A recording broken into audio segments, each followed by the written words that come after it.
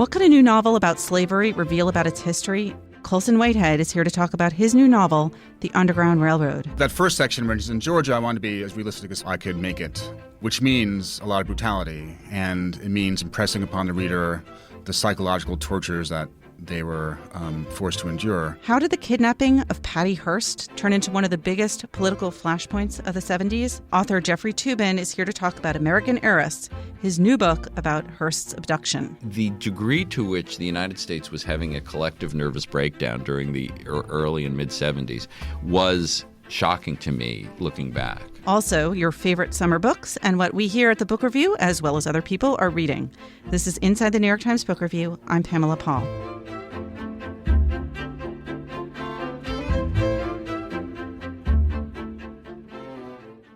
Colson Whitehead's new novel, The Underground Railroad, is already making a mark as a work of fiction that combines history and metaphor, telling a story about slavery in America in new and surprising ways. Whitehead is the author of many books, including Zone 1 and Sag Harbor, and he's also received a MacArthur Genius Grant and many other awards. Colson, thanks so much for being here. Sure, my pleasure. So this is not your first novel, obviously, but how many novels have you written? And your last book was about poker. This is my sixth, and I have two nonfiction, and the last nonfiction was about playing in the World Series of Poker and having to, bone up on the game and train for a couple weeks and crash course in order to play at the annual big game. That was the Noble Hustle? Noble Hustle, yeah. So how did you get from the Noble Hustle to the Underground Railroad? I'm always sick of whatever style I was working in when I'm done with the book. And the last book was first person, a lot of jokes. I saw it as a humor book, and I just tried to cram as many weird jokes in as I could. With the Underground Railroad, well, it's fiction. I tried to have a lot of humor in my books, but obviously you can't really have as many jokes per page. I found one joke so far. Yeah, in a book about slavery, so that was good. My last couple of novels I've had, it's kind of black dudes walking around thinking about things, and it seemed have a female protagonist and mix it up. And I never explored a mother-daughter relationship before, so it seemed good for me to break out of sort of a mode I'd been in. Did part of the idea of this sort of scare you to write in the voice of a woman, for example? Not so much her. I mean, I think that's your job. I mean, it's nice when people say, oh, you really got a female character's voice. And I just think, well, that's what you signed up on when you picked the book and it said, as a female character. Like if you have a plumber and you unclog your drain, you don't go, wow, you really unclogged that drain. That's why you called him, and that's why he did it. So it was hard just to tackle slavery and get into the research and really contemplate and immerse myself in the horror. I don't think people walk around thinking about slavery in a deep way all the time in their daily lives. Obviously exposed to roots when I was very young and studied it in college, but I hadn't immersed myself in slave narratives or slave histories in a very long time. And now that I'm older, it affects me more than it did when I was a teenager in my early 20s. And so realizing how much the true horrors I was going to have to submit my protagonist and her companions to was daunting and terrifying. It also seems that, we're roughly the same age, that depictions of slavery, obviously there was Roots and there was Beloved, but in the last decade or so have almost re-examined it and in a way that's a lot more fearless and visceral, and that your book kind of fits in well with that. Well, I think I'm taking liberties with the historical record. I'm playing with time once Cora gets deep into her journey. But that first section, where it's in Georgia, I wanted to be as realistic as I could make it, which means a lot of brutality, and it means impressing upon the reader the psychological tortures that they were forced to endure.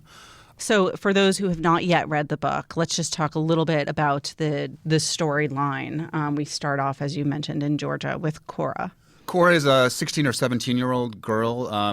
Owners didn't keep track of their slaves' birthdays, so she has no idea how old she is. Her family is gone. Her mother has run off years before, and she's an orphan, a stray on the plantation. A man named Caesar is sold down south from the north. He has contacts in the Underground Railroad, so they light out to the north, availing themselves of his contacts. And that's when the book changes. I guess I had this idea that, what if the Underground Railroad was an actual literal railroad which is a premise, not so much of a full story. Was that the first, like one of the first things that you came upon when you were? Yeah, it was about 16 years ago, and I was thinking, oh, isn't it funny, like when you're a kid and you first hear about it and you think it's a literal subway.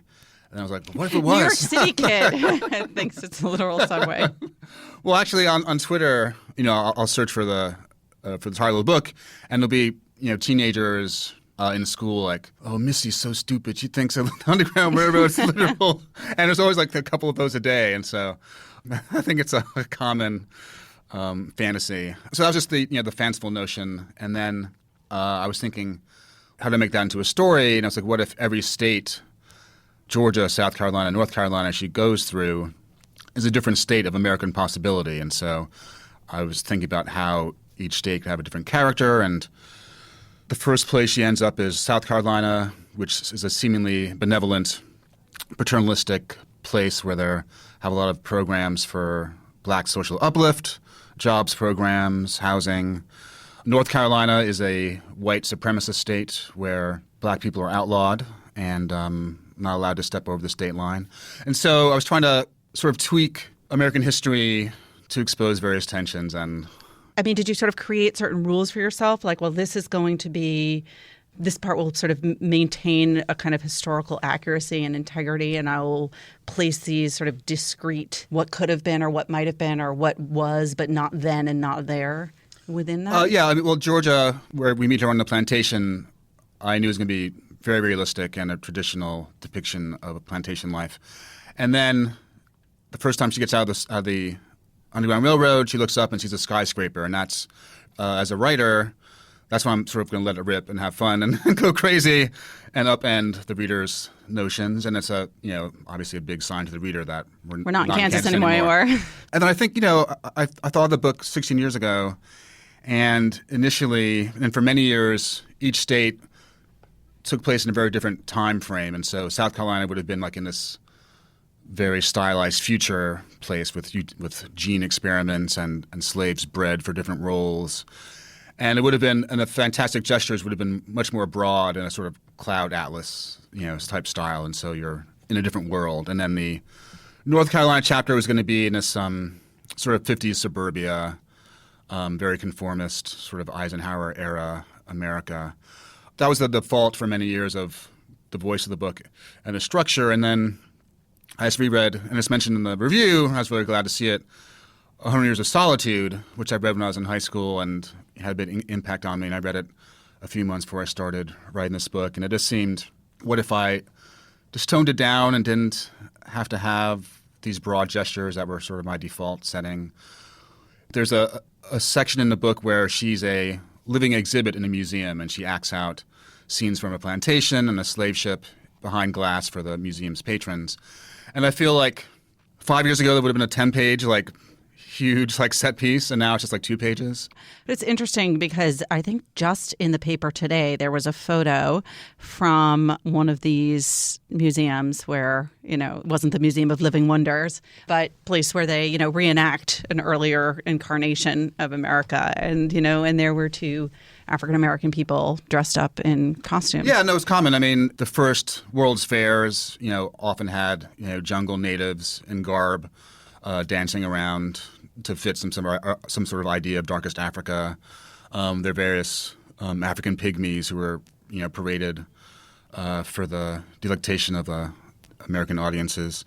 Once I decided not to make a historical novel and play with time, I was allowed to bring in things like that, which didn't occur in 1850, but were part of America in the late 19th century. And there are various things about eugenics and the Holocaust, which I bring in, and that's not really 1850, but they rang true. And so I think another rule besides concision was stick to the truth and not the facts. And so there seemed to be a truth in that museum section and where Cora finds herself in North Carolina that I wanted to be loyal to, even if it didn't actually happen. The Underground Railroad, to my mind, and now correct me if I'm reading this wrong, but obviously serves as a metaphor on many different levels. One, to kind of the possibility and ingenuity and potential that was there, but also in all the underground paths, some of which have become dead ends and some of which you are sort of closed off, are all of the possibilities of what might have been historically. Is that how you thought of it when writing it, or? Yeah, I mean, alternative states of America. And so a lot of towns in Oregon were founded on white supremacist principles. Come here, white people, and we could be away from like the black scourge. What if that white supremacist idea survived and kept on? And so that's sort of part of the idea for North Carolina. And then if you think about that, then it becomes tied to Nazi Germany and genocidal impulses. When Cora is trapped in an attic for a while in North Carolina, and that's based on a slave narrative by Harriet Jacobs, who supposedly spent 7 years in her grandmother's attic after she fled her master, who had sexual designs on her. And that echoes Anne Frank. So how can I have these different historical eras bump against each other, comment on each other through Cora's story? Another thing that I find so interesting that I imagine is deliberate is that it seems that in each of these places you're showing a different facet of racism. So you mentioned the kind of benevolent but ultimately controlling, manipulative racism in the South Carolina, and then the sort of blatant white supremacy in the North Carolina chapter. And then each one you're sort of looking at a different kind of racism to sort of point out to the reader all the many forms. Yes, fortunate for me, as a writer, there are many different kinds of forms. Unfortunately for me, as a black person in America, there are many different kinds of forms of racism. And so, part of rebooting the book every 60 pages as she goes into a new state, I'm allowed to explore these different facets and have a different world that Cora is stuck in. Was it hard to be in this world? Creatively, for I don't know how long you worked on it, but every day to be thinking about this? Before I started writing, when I had the characters, I knew who Cora was and what I'd have to do to her and her friends. Yeah, I mean, I felt terrified, and the more research I did, I was like, well, she's going to endure a lot of abuse before she hits the road. That's just the fact of being a 14-year-old on a plantation. So that was depressing and horrible, and then, I thought of my nameless ancestors. I don't. After 100 years, the record of my family sort of dies out. So what state were they in, and what kind of place were they? How did they come here? Once I got into the writing of it, I had that sort of distance to shape the material, the sort of the story. At the end of the day, I could knock off and not dwell upon it. I think there's a strange moment when I'd avoided seeing 12 Years a Slave because I was working on the same kind of thing, and after I got 100 pages in, I was like, oh, I'll watch it. I feel fine. I know what my book is. I'm not going to be tainted. And I couldn't get through it. Even though I was putting my characters in the same situation, to actually see on the screen faces, actors, but human faces go through what I was putting down the page was too awful. And I only made it halfway through the movie before I had to turn it off. I find it very interesting, the idea of sort of what do you read and watch? What do you absorb creatively while creating something else?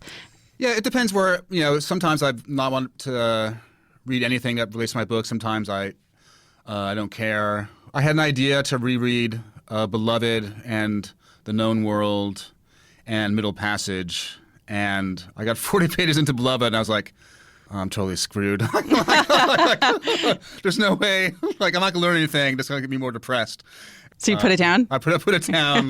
Have you picked it up again? I've not, but I would like to. I mean, it is just such an incredible book, but it was not useful for me as someone who's going to write about slavery to read The Master. So, but you'd read it before. I read it before in college. Yeah. When you were thinking about your character and Cora, she's very much a real character, and you meet her and you get a sense of her in that realistic historical early part of the book, and then you're putting her into these somewhat sort of fantastical situations, or quote unquote unrealistic. How did you think about character development? Because you're taking her to other places that she wouldn't ordinarily have. Yeah, all the strange situations. I mean, each new America that they meet at every stop has to be encountered with a straight face, and it's not. There's no bewilderment. They just accept it, and so that matter-of-fact rule, I think, was set in pretty early. I thought one of the most interesting early changes, I don't think I'm revealing too much for people who haven't read it, in Cora's character is in South Carolina, where she started off with this kind of benevolent treatment. She's sort of startled and grateful and pleased to have white people shake her hand and greet her respectfully. And then she's put in the museum as an exhibit, and she sees one of the children who she used to care for, and very deliberately tries to upset the child. As a slave, you're an object and have zero agency and no control of your body, your life, even what you eat, or when you get up, when you go to sleep. And so she learns to read in South Carolina, and that's a powerful moment for freed slaves in all the narratives, like when you can finally get your mastery over the written word. And she becomes, bit by bit, powerful in her own way. And the museum has 3 different rooms for the Black exhibit, the scenes from a slave ship, jungle, and plantation.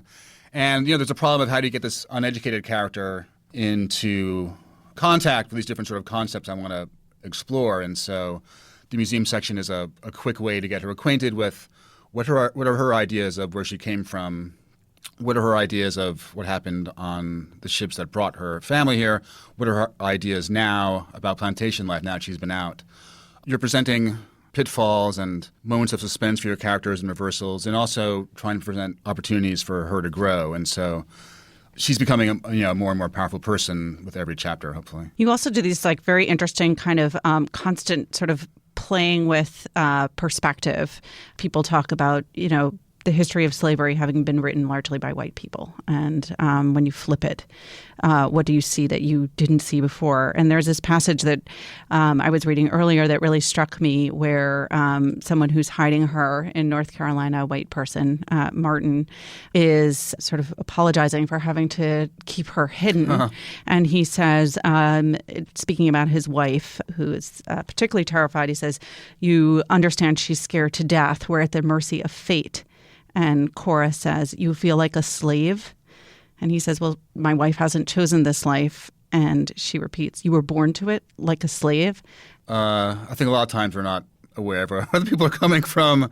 Cora would never have the power within herself to address a white person like that 100 pages earlier in the book. I mean, for me, that's an important moment. I'd love for you to read aloud from the Underground Railroad. Certainly. So describing the different rooms in the museum. The soothing blue walls of life on the slave ship evoked the Atlantic sky. Here Cora stalked a section of the ship's deck, around the mast, various small barrels and coils of rope. Her African costume was a colorful wrap. Her sailor's outfit, however, made her look like a street rascal with a tunic, trousers, and leather boots.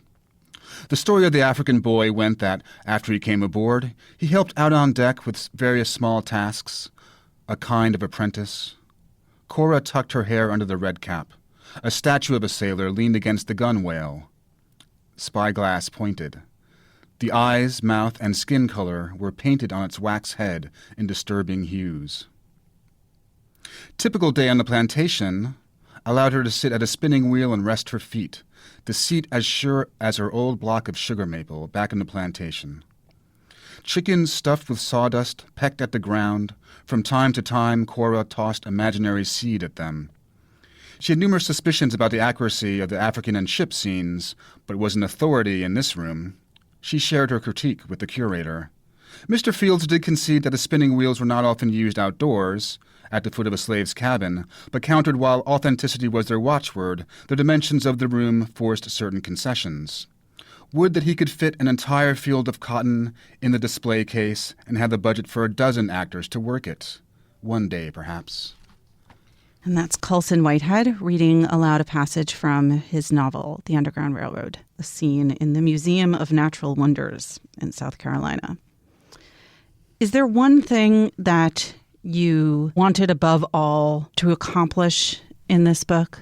Well, on the one hand, I've been asked, are you trying to educate people about a hidden corner of American history? It's like, no, I'm not here to educate you. However, in wrestling with genocide, slavery, eugenics, I found how easy it was to find parallels between the slave experience and various moments in the 20th century and contemporary moments. And so if, in reading the book, the reader can recognize that not a lot of things have changed in the last 150 years, I think I'd be sort of happy.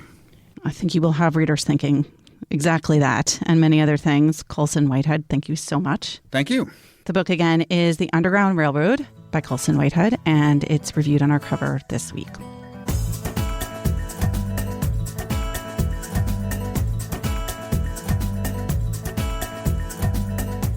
It's hot and disgusting out, so let's talk about summer reading. John Williams joins us now. Hey, Pamela, how are you? I'm good. It's hot and disgusting, but otherwise it's fine. With the humidity hovering around 300%, it seems appropriate that we're talking about summer reading, and we have been for most of the season, actually, with our readers. We've been asking you to send in... We'll just keep talking about it until the fall. We have a few more weeks. So we've been asking you to send in voice memos to describe in 30 seconds or less a memorable summer experience you had reading a book, either now or many years ago, and that had an impact on you. So we have a few more to listen to this week. Let's hear them. Hey, Mike Bernardi from Boston. My summer reading story happened 36 years ago down on Cape Cod. I was in between my freshman and sophomore years of college and picked up a Stephen King novel, The Stand. I had never, ever read a book for pleasure. Boy, was I hooked to pleasure reading, hooked to a few of Stephen King's novels, and also hooked to the idea or the fantasy of what the world would be like with just a few people left in it. And I was one of them. Thank you. Oh my God, I totally remember reading The Stand and feeling so proud of myself, like such a grown-up, because I had read a book that was just like bigger than me. How old were you?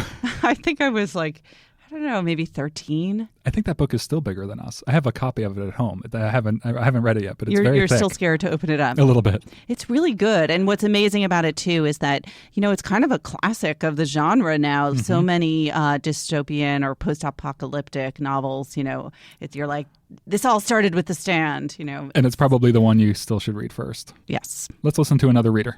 In the summer of 2005, I had just gotten back home to Sweden after spending a year in Spain.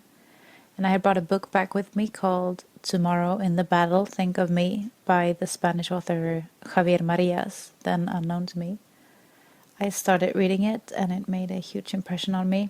The narrator has an affair with a married woman, and on the first night they spend together, she dies in his arms, and it just takes off from there into a story about guilt. And I remember thinking to myself while reading it, remember this book, because this is what storytelling is. This is what literature is. I have goosebumps. I want to read that. I know. I looked it up immediately after hearing that one, and as if, the last thing I need is more book recommendations. Edward St. Aubin reviewed his last novel for us on the cover a couple of years ago, and he has a new book coming out this fall. I haven't read him at all, but he has, I'm almost afraid to, because he has so many books that if I love one of them, I feel like I'm devoting You're a lot of time. going down the rabbit hole. I am. All right, let's I think we hear have one more this week. My name is Lori Hildebrandt. I live in Woodland, California. When I was 8 to 11 years old, I'd ride my bicycle to Buckham Memorial Library. I'd be all hot and sweaty, but I'd step into the cool air inside the thick sandstone walls where the floors were cold marble and the windows were diamond-shaped leaded glass. I read every horse story in the children's section. Margarito Henry's Black Gold still stands out as the story of a thoroughbred racehorse that broke his leg during the Kentucky Derby. But Black Gold won that race on 3 legs and a heart. Girls and horse books. We all go through that stage. I thought the first time I heard it that she said horror books, but then I realized that she said horse books. But it was kind of horror that the horse broke its leg. All right. I would love for people to keep sending these in. They're so great. John, how do they do it? We want to keep hearing from you. Again, 30 seconds or less, and you can send it as a voice memo on your iPhone. If you don't know how to do that, we have an article for you at nytimes.com/books that explains it, and you can email those voice memos to podcasts@nytimes.com. Thanks, John. Thanks, Pamela.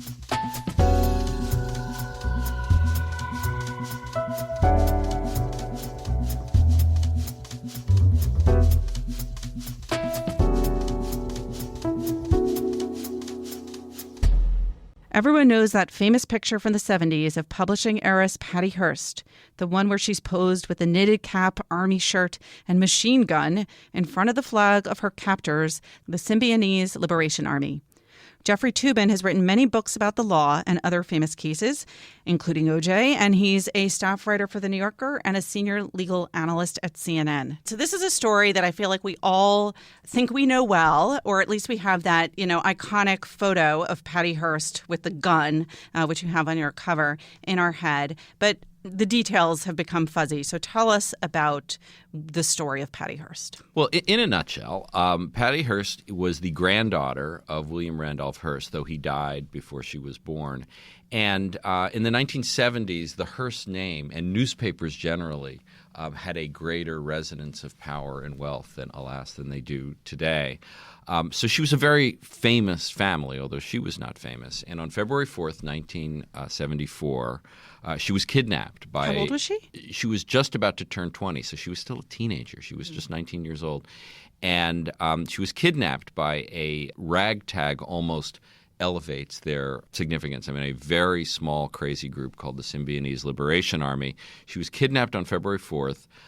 And within 2 months, she had announced that she had joined the SLA, and her new name was Tanya. On April 15th, she participated in a bank robbery in San Francisco. The following month, 6 of the 8 kidnappers were killed in an enormous shootout with the Los Angeles Police Department. And for the next year, almost year and a half, Patty was on the run with the remnants of her group. She was eventually arrested in September of 1975, charged, convicted of bank robbery for her original bank robbery, later had her sentence commuted by Jimmy Carter. She was later pardoned by President Clinton, and she's now living sort of the life of a wealthy dowager in the New York suburbs. All righty. There's a lot packed into that summary, but the book explains it all. Let's go back to she's 19 years old. She's living in Berkeley, and she's kidnapped. And so correct. How does that happen? She's living with her boyfriend, fiance, Stephen Weed, and 3 members of the SLA, led by Donald DeFreeze, who was the leader, who called himself General Field Marshal Sinque. They broke into this very quiet apartment on a quiet street in Berkeley, grabbed Patty Hearst. Stephen Weed, to his ultimate shame, sort of ran away. They stuffed Patricia in the trunk of a car and wound up driving across San Francisco Bay to Daly City. Patty was placed in a closet where she was held captive, and the SLA tried to figure out what to do with her and even what to ask for in ransom, because they hadn't really even figured that out. And one of the things that strikes us now, I think, looking back at this, and there was this other great book by Brendan Kerner, The Skies Belong to Us, about Can I tell you something? I loved that book so much. That book was so weird and funny and strange. And again, an example of how insane the 70s were. That, to me, was one of the real revelations in writing this book. You know, I was alive during the 70s, but I was a kid. The 70s were nuts. Yes. And Brendan Kerner's book was really one of the inspirations for me wanting to go back to that period. Oh, that's because that was my next question. You know, how did you get to this subject? The specific route was very clear. I wrote a piece for The New Yorker about 3 years ago about this gang in Baltimore that took over the local jail. The gang was called the Black Guerrilla Family. I got interested in the history of the Black Guerrilla Family, which was founded by George Jackson, the famous prisoner in Soledad Prison in the early 70s. And it turns out that the 70s were a tremendous time of activism in prisons. There had been the Attica riots in New York, but in California in particular, there was a lot of activism for and by prisoners. The Symbionese Liberation Army came out of that prison activism. And so it was actually my editor, Bill Thomas, when I was sort of boring him about California prisons, he said, well, but what about Patty Hearst? And I said to Bill, well, there must be 1 million books about Patty Hearst. And he said, well, go see. And it turns out, right after the kidnapping, there had been a whole bunch of books, including Patricia's own book, but there had been nothing written on this subject for decades. So I thought, wow, there's a opening here. And is there new stuff that's come out in those decades, or were you able to get people to talk who hadn't talked before? There's not new stuff that's come out during the decades, but there is new stuff, I am confident to say, in my book. Mm-hmm. Lots of it, actually. I made a deal with Bill Heiress, who was one of the surviving members of the SLA. He was a tremendous pack rat, and he had 150 boxes of material that he was about to sell to a university library. The deal fell through. I bought those documents from him, and I'm going to give them to the Harvard Law School library, you know, after my book is out. And there was a lot of gold in those boxes. Let's talk about the Symbionese Liberation Army. I mean, what is that? Donald DeFreeze, who was this really somewhere between a minor and a mid-level criminal most of his life, was sort of radicalized in prison, but really never had any clear political ideas. He came up with this word symbionese as a sort of corruption of symbiosis, people working together. He called them liberation. They didn't liberate anything or anyone, and he called them an army. They never really had more than about a dozen people. So the name is triply misleading, but it certainly has some resonance in history. I find that when I talk to people about this, the first thing they say is, the Symbionese Liberation Army, because the name is kind of colorful and right. And then they feel bad because they don't know who the Symbionese are. And right. Why don't they know? Why don't they know? Why they needed to be liberated? Why don't they know? And actually, the other thing about it is that people think of this as some sort of like black revolutionary movement. There was exactly one black person in the SLA. It was just DeFries. The others were sort of radical hangers-on, middle-class kids, several of them from the Indiana University drama program. And though the SLA didn't really accomplish anything, they did have a sense of guerrilla theater, which was sort of in the air, even in Bloomington, Indiana. And that was a big part of what they did, was sort of showing off how radical they were, even if they had no coherent goals. Right. Well, the photo of Patty Hearst as Tanya with that gun, I mean, is that posed? Like, what is that? Absolutely. I mean, that was a classic example of their guerrilla theater, was posing her in front of the seven-headed cobra, which was their symbol. And one reason I think this story still has resonance for people is that iconic photograph. The expression on Patty Hearst's face is so inscrutable. I mean, in the book I say, somewhat facetiously, but not entirely, that it was kind of a Mona Lisa for the era, because you can't quite tell. Is she proud? Is she terrified? Is she coerced? Is she a revolutionary? And that photograph, which is so emblematic of the whole story, was indicative of how much they really liked to show off, which they did. And what is her version of this? What's the version that she put forth in her memoir, and has she stuck to that throughout the years? And her version that she testified about at her trial, which was from day one, she was kidnapped, which was a terrifying, horrifying experience.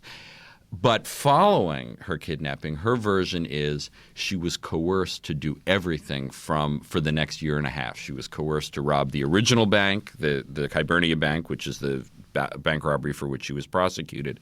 A big part of the story, as far as I'm concerned, is the extraordinary numbers of crimes she committed while she was on the run.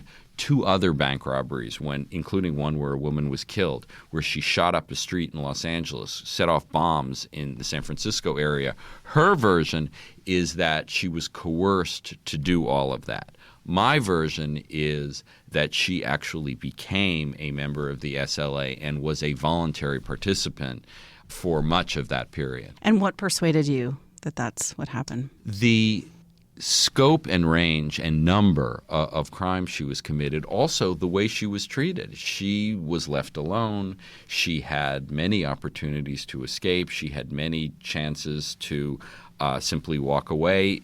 She was involved with some people during this period who encouraged her to surrender. My view was, given her behavior, I try to avoid the psychobabble associated with this case, brainwashing, Stockholm Syndrome, and focus on what she actually did.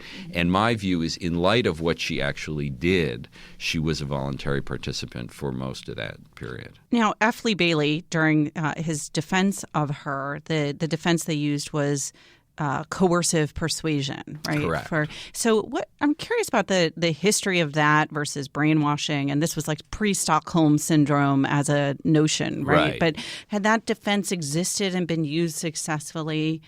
Did it have a long history? It didn't have a long history, but it was established in law. I mean, just as a practical matter, think about it. If you have a gun on you and rob a bank with, you're under the gun, you are not guilty, and that's a long established principle in law. And that was the defense that she used at trial. That this was simply rob this bank or you'll be killed too. And so, as a legal matter, it wasn't novel. But you had to prove factually that you were in fact coerced. That was what the whole trial was about. I mean, what was so interesting about her trial is that the facts of the case were not in dispute. Everyone acknowledged that she was in the bank, that she held the machine gun. The whole trial was about what was in her head.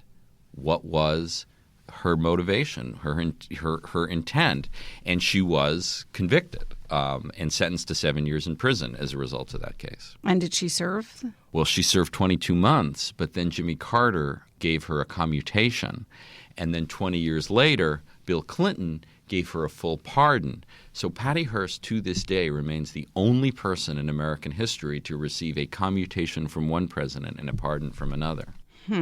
And was there a lot of pressure, I assume, put on the presidents by the Hearst family? And it was an extraordinary demonstration of the power and privilege of the Hearst family, that they managed to recruit Ronald Reagan, who was governor of California at the time, to encourage Carter to issue a pardon.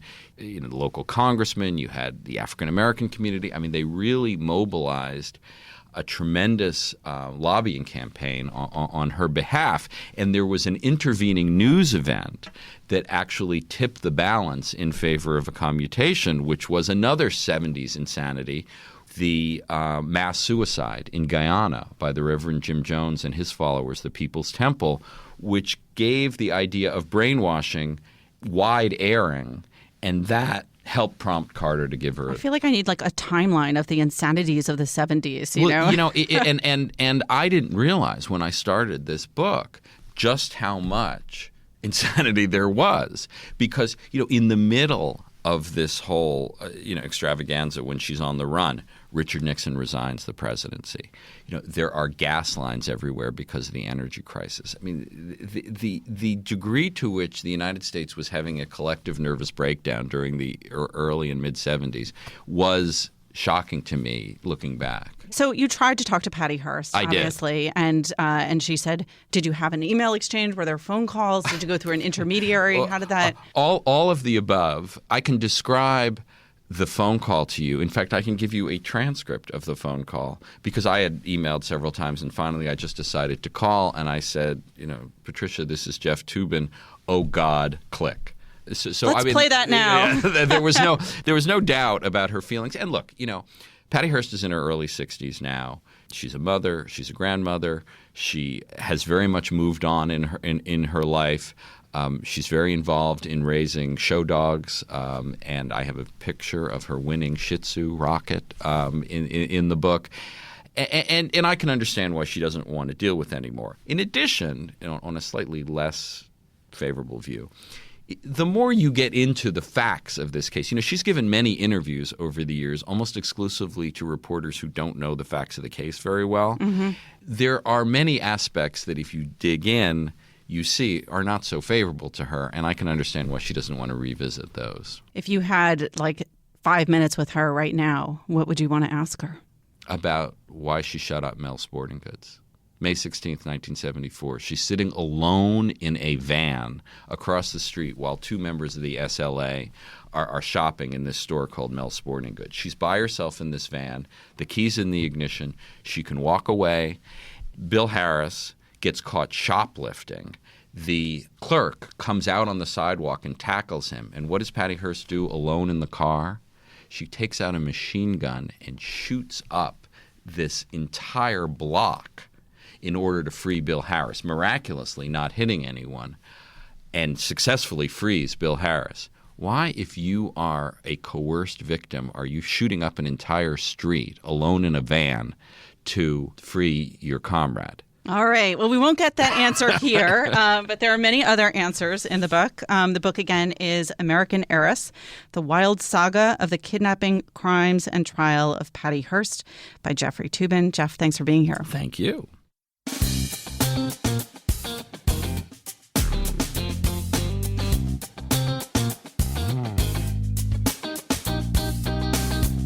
My colleague, John Williams, and my kind of colleague also, but not at the book review, Wesley Morris. We're colleagues. Wesley Morris, special guest star, here to talk about what we're reading this week. Hi, guys. Hey, Hi. Wesley, you are officially culture writer at large? What's your I think the business card says critic at large. critic at large? Okay. Person who can write critically about anything I and feel everything. like I have to disclaim that, though, every time I say it, because it just sounds like a Tammany Hall thing. We're drawn by critic about town, Wesley Right, Morris. exactly. Ding, ding, ding, ding, ding. Right. All right. Well, John Williams, you just did that so effectively. So tell us what you're reading, Wesley.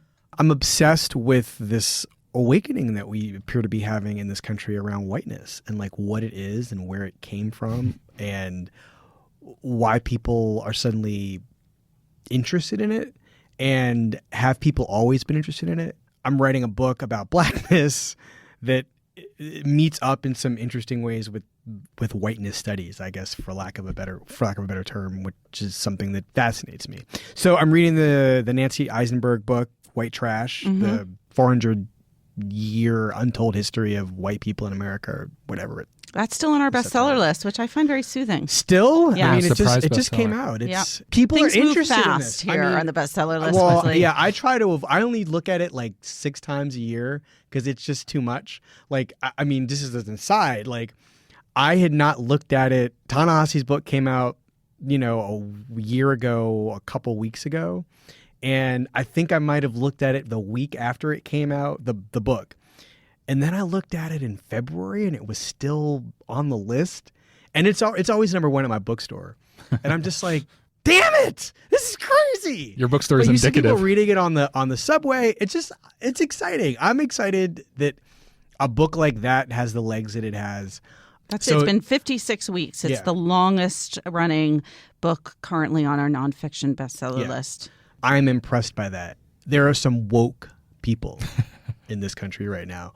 The other good thing is that I think it's a private thing for a lot of people. Like, no one comes up to me and has said, I've read Between the World and Me. Would you like to Really? discuss it? No, that never happens, which is great. Because you don't want to talk about it. No, I just don't. At a dinner party is one thing, but there are just some things where like people just can't control. It's the sort of intellectual equivalent of can I touch your hair?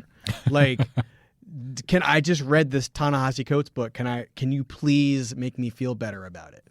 And my response is probably going to be no, I cannot, because you have to own that. But anyway, the Nancy. We'll own the white trash here. Right, So but- tell us all about what you think. I just think this book is, like, as a history, it's great. Her research explains a lot of things to me that I suspected was the case, but hadn't had a real answer to, and probably would never have had an answer were it not for this book. Mostly about the way this country was founded and upon whom it was founded. I mean, it was slavery, Native American slavery, poor white people. The sort of tension between poor white people and black people as dictated by what better off white people. And they weren't necessarily pitted against each other, slaves and poor white people.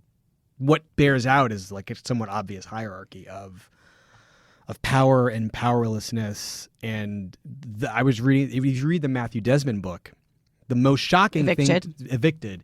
The most shocking thing in that book to me is the desperate certainty with which the poor white people in that book just know that the worst thing they can do in the most dire straits is to live in a black neighborhood. They just won't do that. No matter how poor they are, he quotes at least 3 people saying something along the lines of, I would rather die than live among black people. This book, the Nancy Eisenberg book, is the history of The Trump movement? how those people, right. I mean, well, also just that part is really complicated, but it you can make these connections that she gives you. She gives you the material to make these connections, and she's obviously aware of the moment that we're in. Right. too. I think that's why this book is in large part really speaking to people right now. There's the J.D. Vance book, which I haven't. The Hillbilly Elegy. Yeah, I haven't gotten it yet, but I'll read that at some point too. It's really interesting, too, if you contrast the books that people are reading in order to understand liberalism and conservatism. The ones that are sort of trying to understand the Trump movement, I don't even know if conservative is probably not even the right word, are this memoir, Hillbilly Elegy, this very serious nonfiction book, White Trash by Nancy Eisenberg. And meanwhile, the top 4 bestsellers this week that are sort of the right explaining the left are Dinesh D'Souza on Hillary's America is number 1. Glenn Beck's Liars is number 2. Crisis of Character by Gary Byrne and Grant M. Schmidt is number 3. And Dick Morrison and Eileen McGann's Armageddon is number 4. The consolation in a certain way to that is that Hamilton the Revolution is number 5. Yeah. Think about what that book is. Right. You know? And then you have Hillbilly Elegy, but I really feel like, and then, 2 down, you have Between the World and Me. It's like people are really trying to understand what's going on right now. Yeah. Mm-hmm. I am one of the people trying to figure it out. I wonder if it's been the last year that has compelled people to want to do it, between the police shootings, these sort of proliferation of recorded police shootings, I should say, and this election cycle.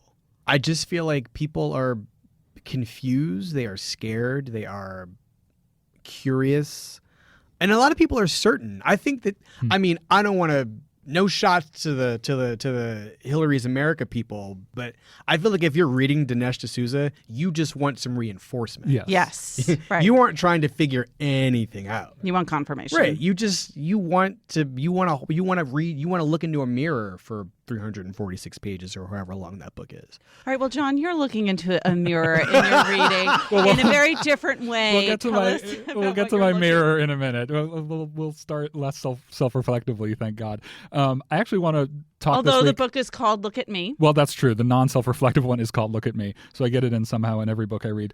I want to talk about appreciation for knowing people who recommend great books, because this week I'm recommending 2 things very highly, and I would not have read them if it weren't for friends of mine who recommended them. So the first book is a novel by Anita Brookner called Look at Me, and my friend Andy Miller, who's a very funny and insightful British writer and very active on Twitter, started tweeting paragraphs from this book a couple of weeks ago. And I'd never read Brookner, so I read actually earlier this week her first book, which was published in the U.S. as The Debut, appropriately enough, and she published it when she was in her 50s. And that was very good, and I would recommend it. But Look at Me is on another level. I mean, this is the kind of book where if you aspire to write, on just about every page there's something that both inspires you to go to the desk and try, but also makes you think, why bother?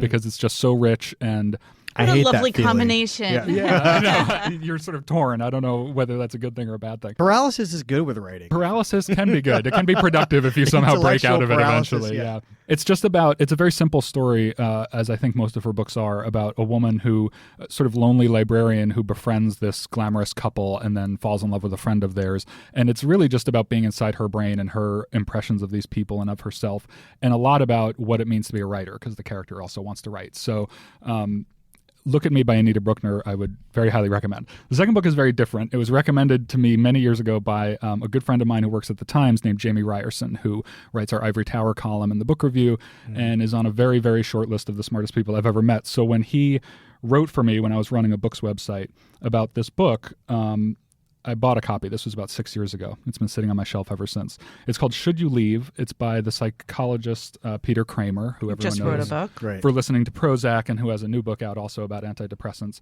The subtitle of this book is A Psychiatrist Explores Intimacy and Autonomy and the Nature of Advice. And Jamie and I were joking about the fact that, I'm currently single, and so it seems like maybe a weird time to be reading this book. But Jamie pointed out that you can't really read this book while you're in a relationship, because you can't have it laying around on the night table. Right, right. Should you leave, covering your face at night. But the fact is, the reason I picked it up is because Jamie very convincingly talked about it as a book that really was about that question, but was really about overall the nature of human needs and psychology and the nature of psychoanalysis, and also the nature of giving advice to people and whether you can be an expert in that or not. And it's all these sort of imaginary case studies that he writes about in the second person. He says things like, you walk into my office and you've been having trouble with your marriage. And he's such a lucid writer in general, I think. And in this book, he really just gets at a lot of different issues. It moves among a lot of different subjects very lightly, from Freud to Kierkegaard to a lot of sort of mid-century psychologists that we have forgotten, but who were very influential at the time. And, we only really talk about Freud now.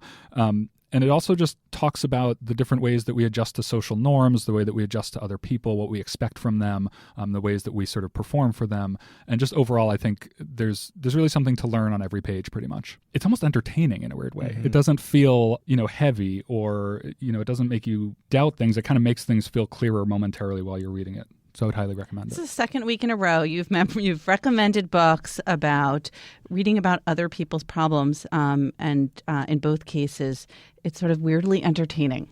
Well, I think that if you can do that, that's kind of the best of both worlds. I mean, if you can learn something about yourself, as he says in this book, wisdom is not the goal, it's growth. And I think if you can learn something and also feel like you're in good company at the same time, that's pretty great. I made a vow to myself earlier this year to read more psychology and philosophy just on sort of a whim. And I think as the year goes on, I realized that there was something subconscious happening. Like, I'm 42 years old and I'm at a certain point in life, and I do feel like I'm kind of wrestling with some of these larger issues. Well, last week you gave me a copy of the book that you recommended. Yeah, The Examined Life by Stephen Gross. So I'm going to just keep following John Williams's recommendations. I'm here. going to get that. I think you'd love this book. This is a great book. I'm going to hide it whenever anybody. Nobody's coming over. If someone comes over for dinner, just in case somebody does come over. Put the Anita Bruckner on top. Yep. So, Pamela, I'm sure you haven't gotten to The Examined Life quite yet. So what are you reading this week?